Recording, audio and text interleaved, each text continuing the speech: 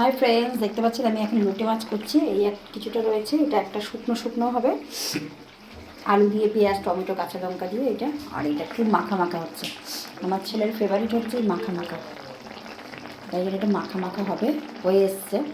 এটা হাত মাখিয়ে সমস্ত কিছু মাখিয়ে রান্না করেছি। আর এর মধ্যে এই যে ধনে পাতা কুচিনো আছে, ধনে পাতা কুচিনোটা দিয়ে দেবো, দারুণ টেস্টি হবে। এটা হাত মাখা মানে সমস্ত কিছু আদা রসুন পেঁয়াজ টমেটো কাঁচা লঙ্কা নুন হলুদ সব কিছু মাখিয়ে মাছটাকে রেখে দিয়ে কড়াইতে তেল গরম করে কালো জিরে দিয়ে এটা রেখে দিয়ে দিতে হবে এবং কম আঁচে ঢাকা দিয়ে দিতে হবে। কম আঁচে এই মাছটা হবে, আস্তে আস্তে আস্তে করে। খুব টেস্টি হয়, দারুণ হয়। আরেক রকম করবো আমি, শুকনো, এটা পরে করবো, আগে এটা করে নিই। তো আপনাদের কোনটা ভালো লাগে, এই শুকনো শুকনো এই ঝোলা ঝোলা না এই শুকনো শুকনো ঝোলা না মাখা মাখা না শুকনো শুকনো?